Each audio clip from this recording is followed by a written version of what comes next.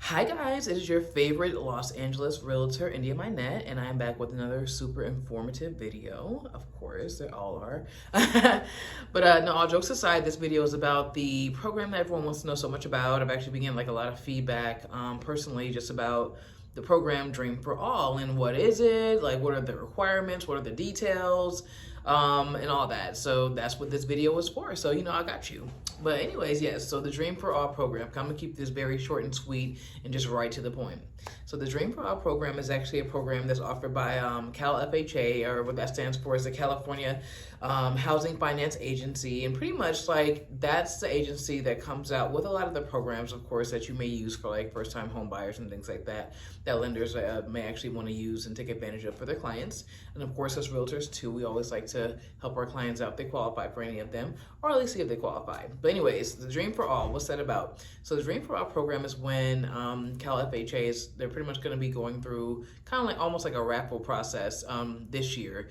But pretty much they choose somebody, they give you 20% down to put towards your house, which is great because for anyone out there who knows, whenever you have 20% down, you don't have to pay any mortgage insurance, which is awesome.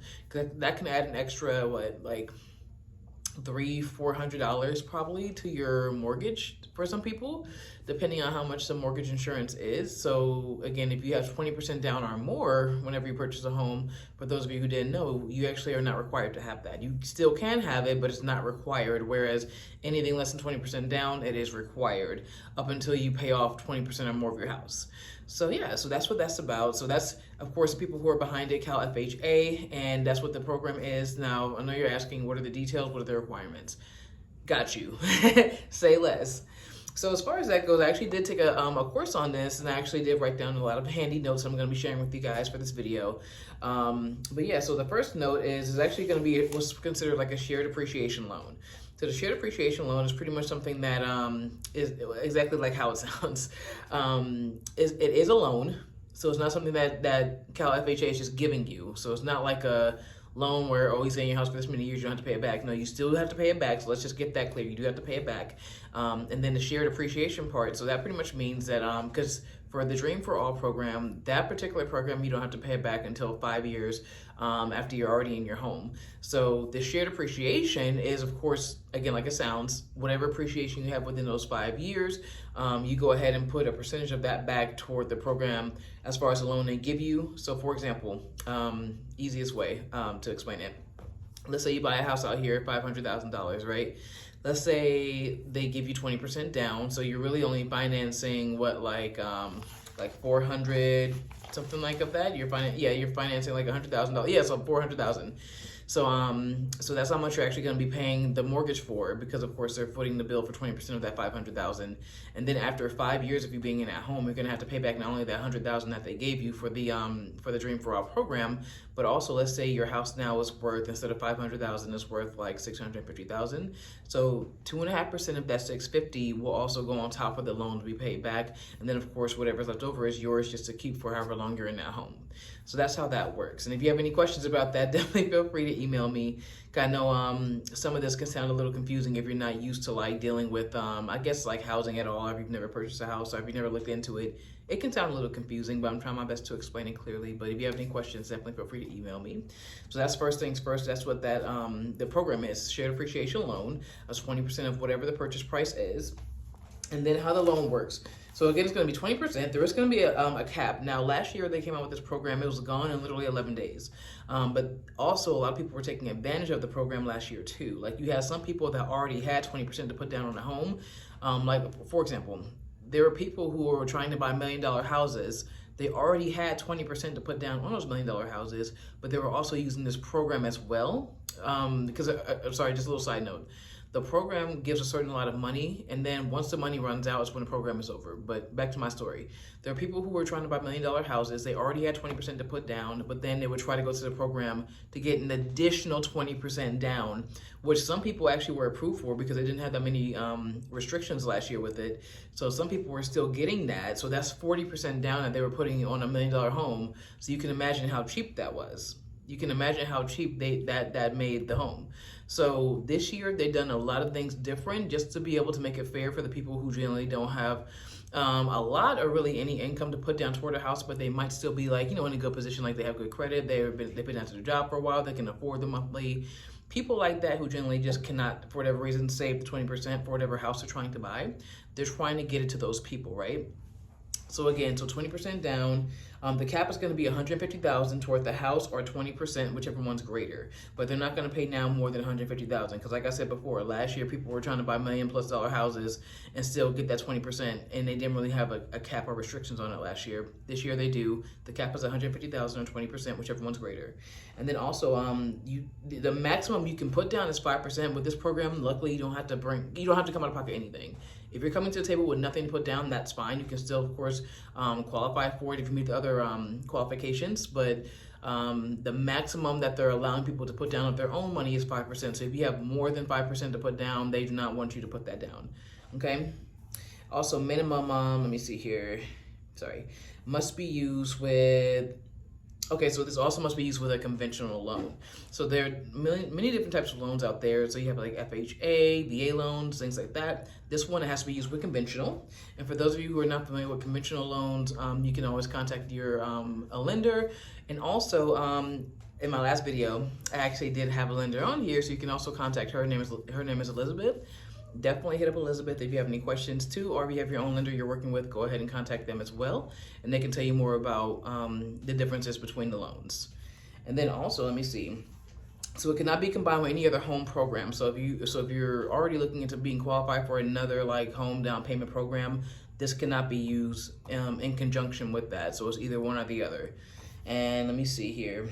So you cannot exceed income limits. For those of you who are wondering what the requirements are for the income limits, so that actually is a little bit more tedious because, again, this is for the entire state of California. So I can't sit here and go over every single every single county's requirement for income, but that is going to be on the Cal FHA website. And for those of you who want to know that, they will have the let me see, the limits on there. And then let me see, impounds required. Okay, that's relevant. So they as far as credit scores, so they do have debt to income requirements for this one. So for the Dream for All program, the debt to income ratio, excuse me. And for those of you who don't know what that is, that in a nutshell, that's just how much debt you have compared to your income. So the debt to income ratio requirement. So if you have if it's under 700 credit score, so anything under 700 credit score, you can have a maximum of 45% debt to income ratio. Now that honestly is pretty high. That means like almost half of your debt is almost half of your income is going towards your debt. So that's actually pretty high. So it's actually not bad at all. And then if you do have a credit score of 700 or more, over 700, so 701 or higher, then you can have a maximum of 50%. So that means, again, exactly half of your income is going to your debt. But again, if you have good credit, they still deem you, reliable to pay the loan back. And then let me see here. And then as far as the overall credit score requirements, because there are a little bit more requirements when it comes to the credit score. So for example, the bare minimum credit score for anyone to qualify for this program is going to be 680. If you're just like standard, like, so if you're not considered like low income, 680 is the minimum requirement for the credit score. If you are considered low income, then it's going to be 660. But yeah, nothing less than 660 will approve. So if you 650, go ahead and look. Pay off some of them bills, maybe the past due, pay off some of those credit cards that have high balances, because again, they're really strict this year with this program. So 660 is the bare minimum maximum, and that's only if you're considered low income. Okay, and then let me see. So non-occupant co-borrowers or co-signers are not allowed. So that pretty much means anyone who's wanting to co-sign for you, but they're not going to be living in a house, or if anyone's going to be fronting money toward the house but they're not living there, not allowed. Not this time. Maybe last year, but not this year. All right, and let me see. And then the Cal FHA requires also one borrower, or same thing, buyer, borrower, same thing. One of the buyers pretty much has to take a course, and the course is going to be on the Cal FHA website. They do have a very strict requirement of what courses they will allow, so definitely go to the Cal FHA website to figure out which course you can take to be able to qualify for it. And again, let's say you're buying a house as you and your partner, only one of you guys has to take this class. I think the class is like $99, the one that's on their website, but one of you has to take that class. Not both, but like I said, one of you. Or if it's like a family, again, one of the adults has to take this class, okay? And you can find out more about that on the Cal FHA website. I'm actually going to have their information in, down below. And then, let me see here. Okay, must be a single family property, so that's important. No multi-units, no units with multiple ADUs. So yeah, so well, actually, you know what? Let me see. I don't think in a Class A they specified ADUs, but as long as the home you're buying is considered a single family, even if it has an ADU, that should be okay. And again, don't quote me on the ADU part. Go to the Cal FHA website to double check, because again, it's up to you to do your due diligence. This video is just telling you what I've learned about it in the class I took on it. And then let me see here. Owner occupancy only, so obviously that's a no-brainer. Obviously the person who's buying it has to be living there, so you can't use this program to buy a house and then rent it out a week later. Like, you have to be living there, and you or your family have to be living there. So it can't be, again, you buying it for your cousin to live in, or you buying it for your mom. No, you have to be the one that's living there full time. And then a 1-year home warranty is required. Most lenders do require that anyway, so that's not too big of a deal. It says right here, must adhere to insuring agent's property requirements. Now, again, certain properties do require some types of like a type of insurance. But to find out more about that, you can go ahead and again go to the Cal FHA website. And let me see, it has to be a first-time home buyer. So that's most important. You have to be a first-time home buyer for this program. So for example, like if you owned a house, but then you sold it 2 years ago and you're trying to buy again, you're obviously not considered a first-time home buyer. Now the discrepancy is, I know normally, or like my lender who I had on here last week, Elizabeth, like she said, a first-time home buyer normally would be considered 3 years. So like, for example, if you had a house, you sold it, and you've been living in apartments or with somebody else for 3 years, that technically you would be considered a first-time home buyer. With this program, they actually are asking for 7 years. So you can't have owned a home within the past 7 years to be considered a first-time home buyer now with this program. And then let me see, parents cannot own homes. Now this is the biggest controversy that people are bringing up with this program for this year. It's the fact that last year it didn't matter who owned a home in your family. Everyone in your family could own a home, and then you're just buying yours starting out. No, things are different. So with this one, with the Dream for All for this year, the program is actually asking that your parents cannot have owned a home at all in the U.S. And let's say your parents are, unfortunately no longer with us. If your parents passed away, but they owned a house when they passed away, unfortunately, that still counts as them owning, so that would not qualify you for this program. And that's crazy. A lot of people are actually kind of upset about that, because that disqualifies a lot of people. Like, I know myself personally, my parents own a house, but it's actually another state. They live in a whole other state, not even California. So that's kind of tricky. So you definitely have to be careful about that, because they will do their due diligence and research before they choose anyone who's eligible for this program. So if your parents own a house, unfortunately you would not qualify for this program. Siblings, uncles, aunties, whatever, but your parents just gonna, because they say they want to have people build generational wealth, and I get that, but at the same time, your parents are a completely different generation. So this is just me personally. I feel like that shouldn't really be a factor, because at the end of the day, you're still buying a house for the first time. But again, that's one of the new, way more strict requirements of this year that was different than last year. And then the eligibility is established. It says right here via attestation under penalty and perjury. So simply meaning they're going to do their due diligence with the law to make sure that everything you say on your form is factual. And then it says right here, let me see, all borrowers must, so all borrowers must secure a voucher before they can even really start searching for homes with this program. So again, unlike last year where pretty much it was first come, first served, now it's going to be kind of more of like a raffle type of process, where they're really going to go through these people's applications in depth and choose people who they feel most fit the criteria for who qualifies for the program. So that's going to make a huge difference. So in a nutshell, if you sign up for the program, that does not mean you're guaranteed to be a part of it, as a heads up. So, and it's not going to be like first come, first serve. Again, it's going to be more of a actual skilled qualification process that they're going to be kind of picking people at random with this. So yeah, that's how that's going to go. And then let me see, there's more information, guys. I'm not done. May purchase in any county in which they are income qualified. Yep, so you can purchase in any county in California. The time frame that this is going to be open is going to be from 25 to 30 days. So they plan on coming out with this in April, they said, but it's going to be about 25 to 30 days as far as how long it's going to be open, or just simply until the money runs out. So if the money runs out in another 11 days, then it's just simply running out. I know what you guys are probably wondering, oh, how much are they going to give out? So that particular number has not been addressed yet as far as the exact number that they're going to give out just for the loan.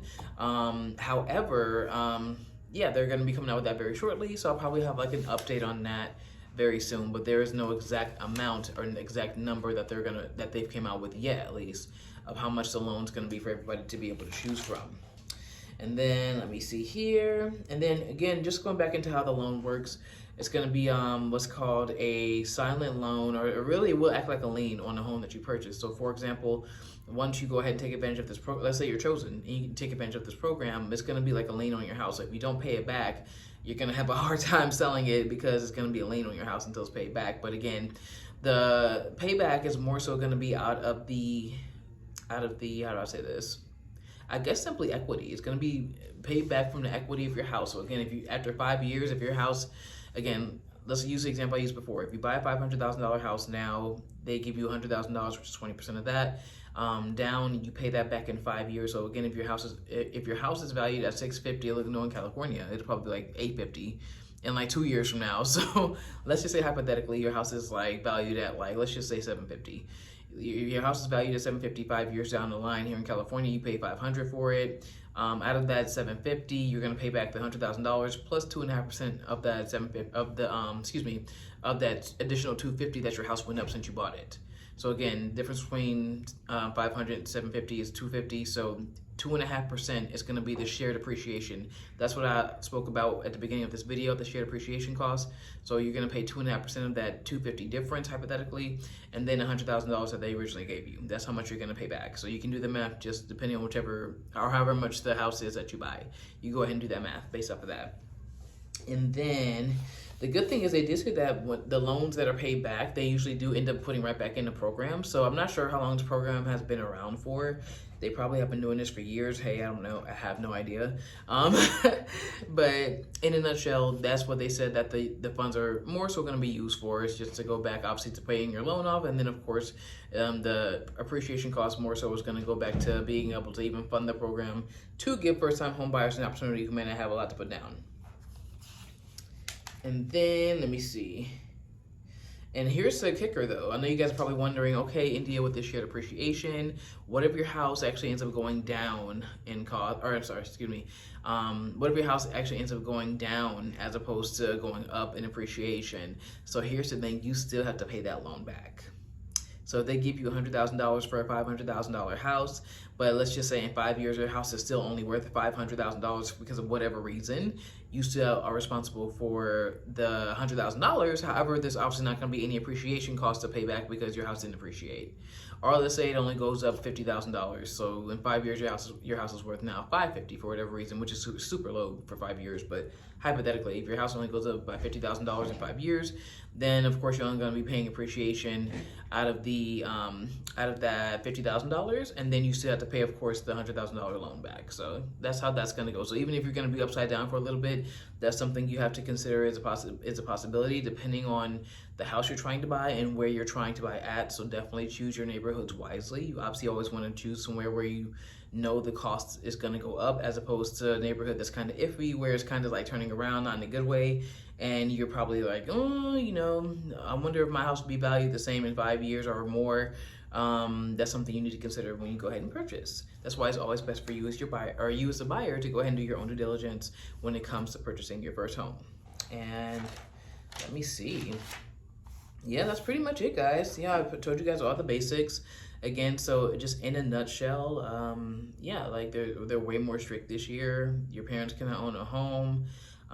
It's going to be a silent loan or lien on your home or if you do qualify for the program and you use it. You also have, I believe they said, actually I didn't go over this. So you do have, realistically, I know I said the time frame is going to be 25 to 30 days that they're going to come out with this.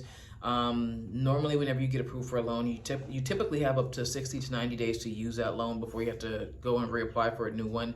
This one's going to be a little bit more abrasive, so more so you want to use that loan within 30 days once you're once you're approved for it, after you applied. And yeah, so 30 days would probably be the maximum, but I mean, I'm sure you can find something within 30 days. Even if you put an offer on a house every single day, you're bound to get approved by one of them within 30 days. As long as you're in escrow by the 30th day, you should be good to go. And let me see here. Okay, and like I said, most importantly, you do have to secure a voucher, but again, you'll get your voucher after you apply, and then if you're approved and you qualify for the program, you'll then get a voucher. Once you get that voucher, that's when you can go ahead and start shopping for your house. But yeah, any other programs, you guys, excuse me, not programs, any other questions that you guys have about this program, feel free to reach out to me. My email is going to be down below. Of course, I have all my info in there all the time. You know, you guys can reach out to me anytime whenever you have any real estate questions, even if you're looking for commercial real estate, because I'm actually helping somebody right now find a commercial property for their business. Granted, they're leasing, but I can still help whether you're purchasing or leasing for commercial, so definitely hit your girl up about that if you have questions. And yeah, so that is the Dream for All program, you guys. Again, me being a realtor here in the Los Angeles area, I would love to help any first-time home buyers who are interested in doing that. Or if you think, hey, I think I might qualify for that because my parents don't own a house and da-da-da-da, definitely reach out to me. I can get you started, because the thing is, you can start now, because like I said before, you do have to take a class on that. One of you guys who are going to be living in a house has to take a class on it. We can get that started now, get that out the way, so that way once you guys go ahead and apply for it, once it actually comes out, that part is already out the way. You know, so yeah, definitely go ahead and reach out to your girl. And if you have any other questions, please hit me up. And if you like all the info I'm giving you guys, please like and subscribe. That would mean so much to me. I'm definitely trying to build my channel, so please like and subscribe, share my videos, refer your friends to my videos, like and subscribe. And also, once I hit, I believe, what is it, 1,000, once I hit 1,000 followers, you guys, I'm sorry, excuse me, subscribers, you guys, we are on YouTube, hello. Once I hit 1,000 subscribers, I actually will be doing a giveaway as well. So, but I'm not gonna tell you guys what that giveaway is until we actually hit 1,000 subscribers first. But yeah, like I said, please like and subscribe, and yeah, until next time, yeah, happy buying and selling.